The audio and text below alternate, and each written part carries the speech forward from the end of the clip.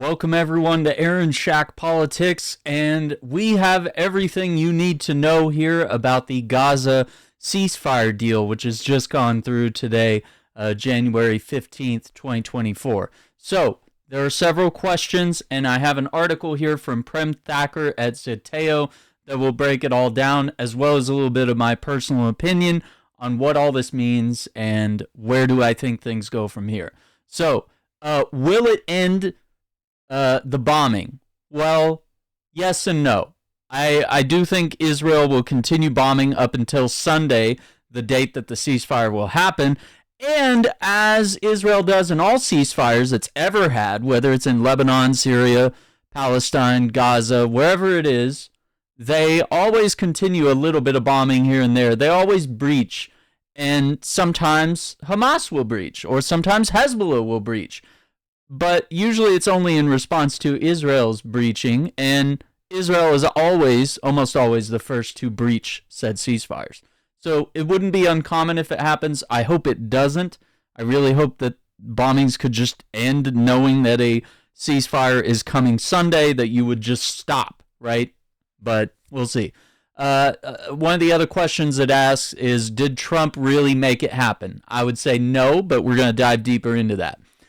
Why couldn't Biden get it done 8 months ago? I would say, why couldn't he have done it, on October 7th, October 8th, October 9th of 2023?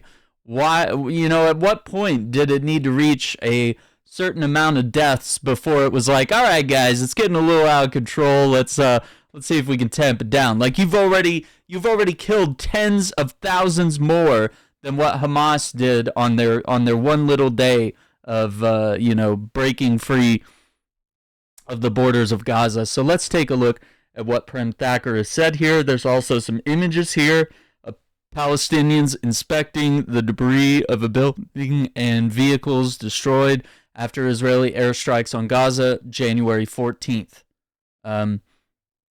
So yeah, we have that there.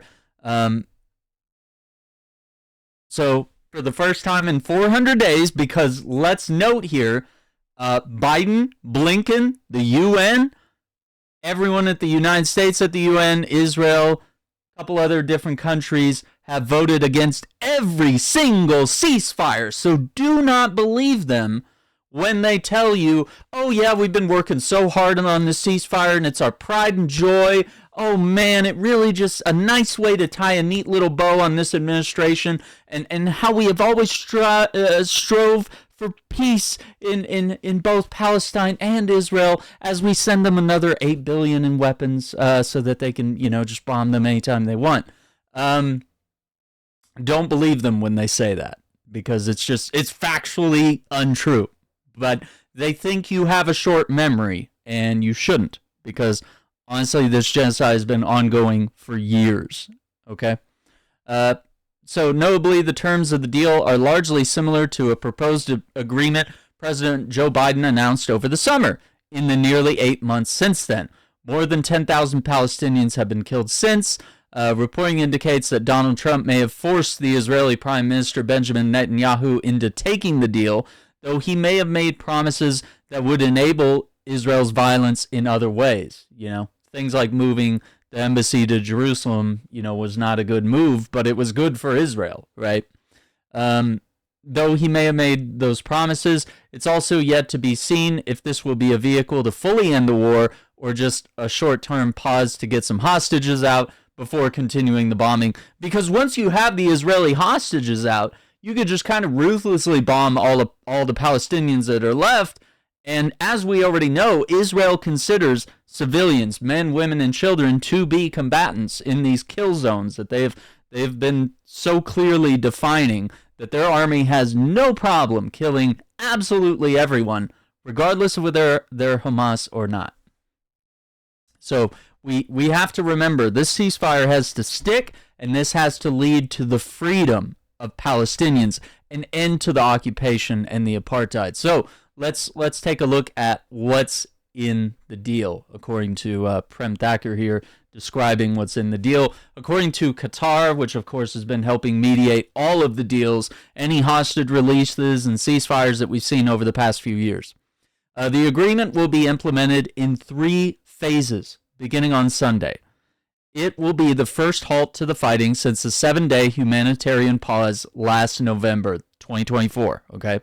The first phase would involve a 42-day ceasefire, the release of 33 women, children, elderly, and wounded civilian hostages in exchange for hundreds of Palestinian women and children held in Israeli jails. Now, let's remember this. They don't have to have a crime attached to you. They can just take you and throw you in a jail, especially when you're Palestinian, right? So they don't have to charge you with anything. It's not like America where it's like, oh, they need to have some sort of evidence or you need to have some sort of probable cause. You know, you need to read them their rights. There are no rights for Palestinians, to be completely fair here. So the surge of humanitarian aid and fuel would be another exchange, and the partial withdrawal of Israeli soldiers from some areas of Gaza. Now that's where things get a little tricky, because a lot of people have wanted to return to their homes in the north of Gaza, and, you know, Israeli military has just been like, no, we want to keep our kill zones. You know, there's obviously some amount of conquest that they want to take where they're like, no, this land's ours now, and we're going to push everybody out, and we might let you have a small portion or flee to Egypt, but, you know, here we go. So Palestinians will also be allowed to begin to return to what's left of their neighborhoods and homes. And let's tap into exactly what is left at a later point here in the video. So this is an image, Palestinians outside Al-Aqsa Martyrs Hospital in Gaza celebrating after news of a ceasefire broke on January 15th. There we go. The details of the second phase would be discussed at some point during the implementation of Phase 1. It's expected to include the release of the rest of the hostages who are alive, including male soldiers, as well as the full withdrawal of the Israeli military from Gaza. Phase 3 would include the release of the bodies of hostages who were killed. Now, interesting thing about soldiers, they were saying that if you release a female soldier, for example, they would release 50 Palestinian hostages, right? Or hostages, prisoners, whatever you want to call it. But because there is a presuming innocence of some of these Palestinians, that they're just jailed for, you know, maybe they threw a rock at an IDF soldier, or maybe they just protested, or maybe they had a post on social media that was anti-Israel. You can get thrown in jail for a myriad of things. Even just living in the West Bank, they could just be like, yeah, let's jail this guy so that the rest of the family can't pay for the home that they live in. And then because they can't pay their bills, we'll kick them out of the house, bulldoze it, and move in some Israelis. That's how illegal settlements work. And then, you know, after all that's done, they might release the man from prison to go back to his family and to realize that there's no home left to go back to. So these are the kind of disgusting things that we're looking at here. The agreement also includes a broad reconstruction plan, which is expected to be overseen by several organizations and countries, including Qatar, Egypt, and the UN. Notably, the deal does not require the dismantling of Hamas, which is interesting. That's a militant condition that Israeli and U.S. politicians have repeatedly said was a must in any ceasefire agreement. Asked whether this deal will be conducive to a permanent ceasefire, the Qatari Prime Minister told reporters that the implementation all depends on the parties to the conflict. All must have a genuine will to commit to the agreement. So we'll see. Now, Trump immediately took credit for this online for what he called an epic, in all caps, ceasefire agreement, claiming it could have only happened as a result of our historic victory in November. So because he got reelected, you know, Netanyahu is shaking in his boots and he's going, oh no, Trump is back. Like he might actually make me end this war. That's kind of what is being presumed here. One diplomat familiar with the negotiations reportedly went as far to say that Trump's involvement was the first time there's been real pressure on the Israeli side to accept a deal. Now, if that were actually true, I would be actually pretty happy. I would be like, you know what? If Trump is a net positive for Palestine, I don't believe that to be true, because both sides were enabling a genocide of Palestinians, and Trump was not willing to stand up, but he did want the war to end. So it's kind of in a weird spot there. But I think he wants the war to end so that he can help Netanyahu and help Israel, just sort of take over all that territory and just end this whole Palestinian thing. Because let's also remember, in the presidential debate against Joe Biden, he used the word Palestinian as a slur, which is crazy. So it may be a little preemptive to nominate him for a Nobel Peace Prize. Fair. While Haaretz previously reported that Trump's Middle East envoy Steve Witkoff did play a pivotal role in forcing the Israeli government to accept the deal, Israeli analyst Zvi Barel argues the tiered agreement is all a ruse for the government to retrieve as many hostages as it can before attacking once more. Yeah, I honestly see that as a possibility, unfortunately. Israeli media has also reported that Trump made several promises to the Israeli government, yikes, including that he would support Israel retroactively if it violated the agreement. That's weird. He didn't stop there. According to Israel's Ynet news outlet, Trump also reportedly agreed to remove Israeli settlers and far-right extremists from U.S. sanctions lists. That's insane because, settlers and far-right extremists and, as we've discussed, the pedophiles that exist and shelter in Israel, there are a lot of war criminals there. There are people that are living on land that is not theirs. It is internationally not recognized as land that belongs to the country of Israel. Okay?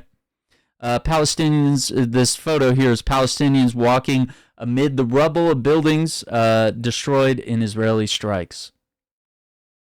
So, of course, the deal is subject to approval from Netanyahu's cabinet, and it's expected to meet Thursday, even before the deal was announced. Israel's far-right minister, Itamar Ben-Gvir, called on the fellow far-right minister, Bezalel Smotrich.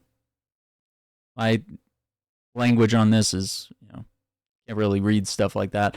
Anyway, moving forward, is very difficult names.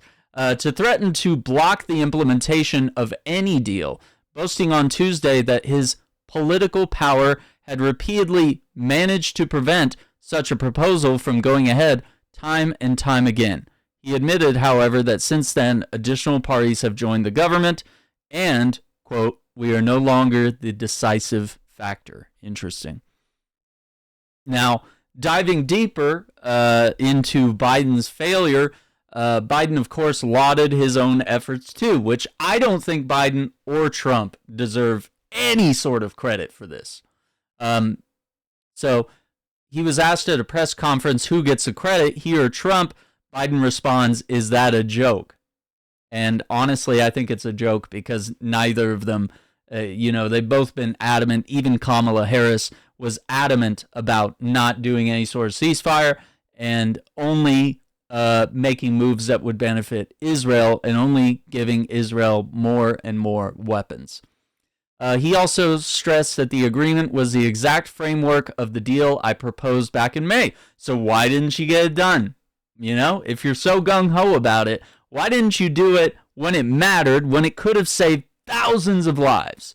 He admitted, however, that his administration's and Trump's had been speaking as one team over recent days. Very weird. Trump certainly appears to have had his own leverage both in his volatility and his allyship with Netanyahu.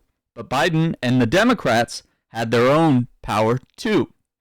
The Biden administration has behaved as if its role was limited, yet instances like President Ronald Reagan's call to Israeli Prime Minister Menachem Begin demanding an end to the Israelis' bombing of Beirut came to mind. There's also the basic reality that the U.S. was unconditionally funding the war itself.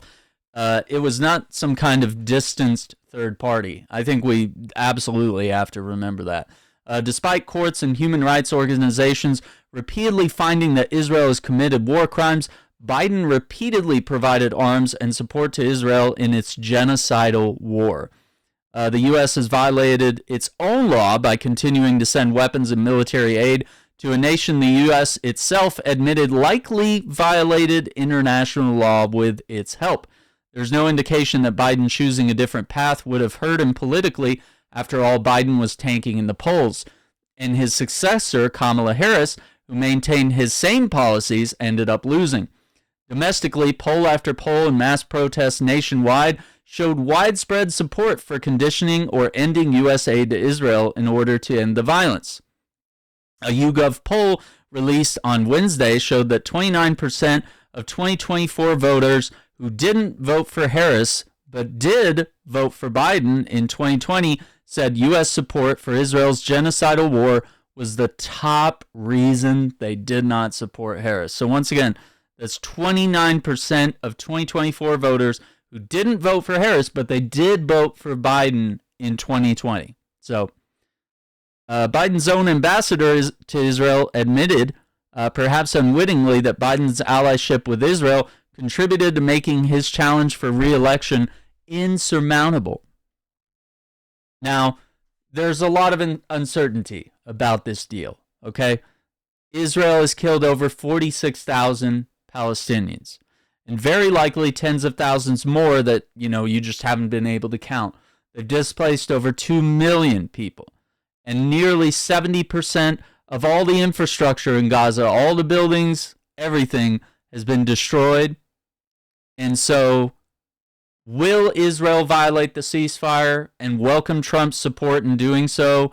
Will they withdraw from Gaza, only to, come back later and escalate ongoing violence, potentially in the West Bank? As we've already seen, that is already happening, but, will that be the next move, is to, either invade or to try to annex the West Bank with Trump's, signing off on it? What does returning home look like for Palestinians whose homes and neighborhoods were completely destroyed? Yeah, I mean, if they finally give you that right of return, as it were, what's left to return to? Like, how do you rebuild when everything is completely destroyed? And you don't want the apartheid to continue where Israel controls your water, your power, your food, all these necessities that you need to live. You don't want to go back to the apartheid state. This ceasefire needs to be a chance for both people to move forward. Where Palestinians need to have recognition of their own state, their own people, their own laws, their own access to resources, and not to be occupied, like this is, some sort of Nazi party occupying them and doing checkpoints and telling them where they can go and where they can't go. And you can go on these shitty roads, but you can't go on the nice roads that only the Jews get to drive on. Like stuff like that. The inequality and the unfair access to water, where Palestinians have to pay more to use the same water that the Israelis pay less for. So, what does that look like? Will there be enough global support to address this humanitarian crisis where, they're not getting enough food, they're not getting enough water? How do they rebuild both in the short term of just like basic shelter and making it through the cold season that is happening in Gaza now? And how does that build into like long-term structures and the ability, to survive and govern themselves and to rebuild? So there's a lot left to keep an eye on. Now, it's important to note that if Trump has actually facilitated this in any way, he's done what Biden couldn't. And, if it's Biden coming up with the terms and Trump applying pressure, then fair enough. There's some credit deserved. But I personally don't think either deserved that credit. I think probably the heavy lifting was done between Hamas, Israel, and of course Qatar and Egypt, and just other countries serving as like intermediaries of like, hey, this is what you need to do, this is what you need to do, this needs to be fair, and it's not really, Israel and the United States. It's not fair for them to be negotiating terms or to be providing any sort of resource here because they are the ones guilty of committing said genocide. So it's unfair to let them set any sort of terms or any sort of moves going forward, whether it's positive or negative. So ceasefire is not enough if that's all it is. If there's just Gaza and then a brutal occupation, just simply continues. We need to see something change where it's not just, well, a few weeks from now bombings resume and then we're back at square one here.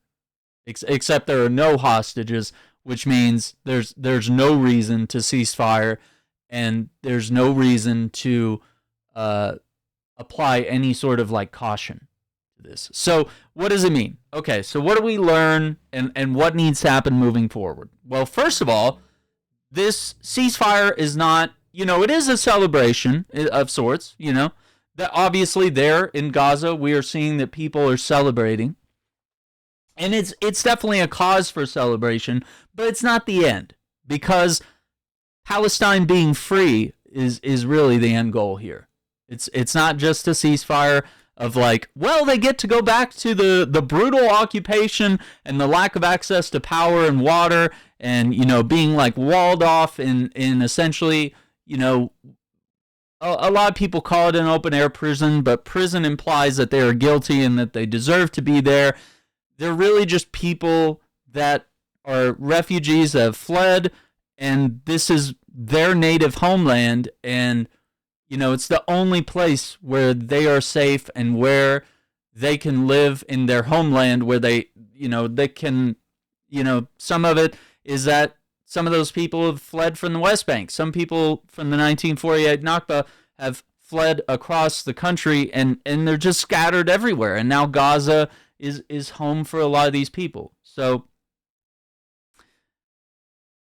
what needs to happen is that the apartheid needs to end, the occupation needs to end, Palestine needs to be free, but also on the same side, neither side needs to be bombing each other, killing each other.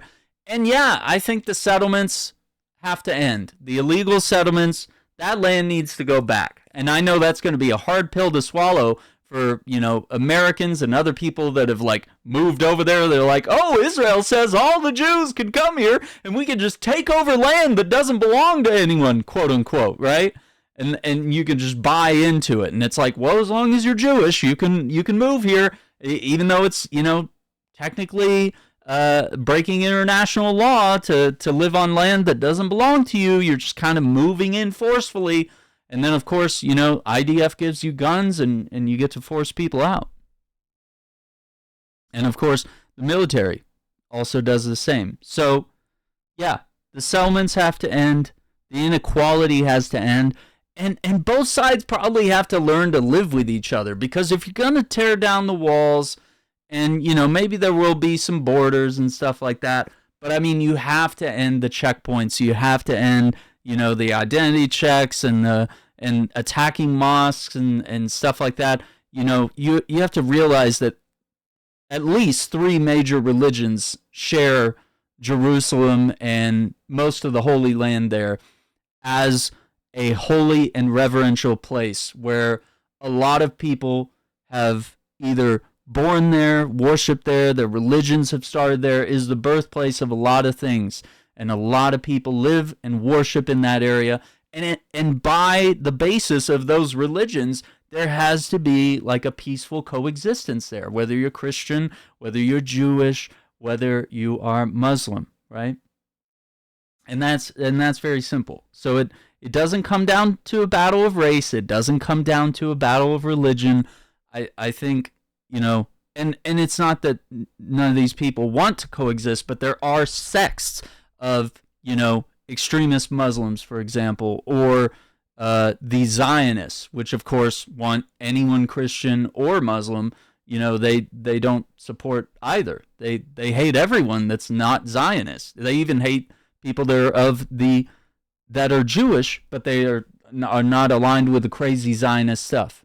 So a lot of things have to end. A lot of sacrifices have to be made. A lot of dismantling has to be done. And I think naturally, if you give the Palestinians power in a political system and the ability to, govern freely, you can possibly end up with something that's better than Hamas or the Palestinian Authority simply being just another arm of Israel to just further stomp on Palestinians. You need to give them some autonomy, and yeah, they're probably going to make mistakes, but there need to be opportunities for the right choices to be made. And if other countries like Egypt or the United States or whoever needs to come and step in and say, listen, these are things that we've tried, facilitating these resources, or this is how we've done governmental bodies in a nation the size of yours. This is how we started, and this is how we can, you can best have people represent Gaza, and you can have people represent the West Bank, and you can elect people and have them make the right decisions, and you can have a military in case you were to ever be invaded or attacked. And I think all these things need to be able to happen. And I don't know if it will actually happen. There's a part of me that worries that Israel will break that ceasefire, and even if all these phases get to go through, there's a possibility that they'll just be yeah, we just want to finish the job, and we want to just have the entire country to ourselves, and maybe even take out a bit of Syria and a bit of Lebanon that they've kind of used as a what they call a buffer zone, but then they actually end up stealing that land and saying hey, you can't return here even though you have homes here or whatever. We bombed the hell out of them, but yeah, you can't return. That's going to be our land. They want to go more to what their older borders were and sort of the dreams of their Zionist holy land and bring about their end times. It's psychopathic, and it's crazy that some people actually defend this, because this is a genocide, and the people that do defend it, you are literally, in World War II, you would be someone standing in front of the Nazi Party defending their actions, even knowing what they did in the Holocaust to the Jews. You're standing in front of a modern-day Holocaust and saying, this is all fake news, none of this happened, it's not really a genocide, everyone's a terrorist, women, children, blah, blah, blah, they're all terrorists, right? That's insane to me. It's absolutely insane to me. So I hope something good comes of this. Don't forget to hit that like button, subscribe to the channel. Got my new. We probably need to put that behind this so that you can see my lovely alerts. Let me test that one more time. Oh, that's so much better. There we go. Don't forget to like and subscribe if you're enjoying the content on the show. If you find it helpful or informative, share this stuff with your friends, with your family. Whether you agree or disagree on stuff like this, it is important to be informed, because with the either selling or shutting down of TikTok, that is going to be a large, network of pro-Palestinian, anti-genocidal content that's going to be, the funnel's just going to shut off, regardless of what happens. And with the ceasefire happening, a lot of people might tune out and think that things are okay. But we're going to continue to stay on top of this for many reasons. But I think the important ones are that, we need to see Palestine be free. I am part Palestinian, so I have a vested interest in this.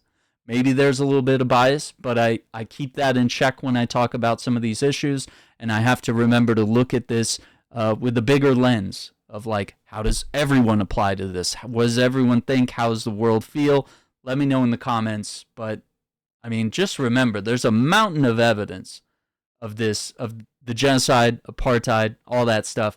So if you're here to deny it, you're just going to get smacked in the face with so much evidence that it's overwhelming. And to live in that denial would be to support a modern-day Holocaust. And one Holocaust does not justify another. Thank you for watching. Take care. Be safe. And we'll see you on the next one.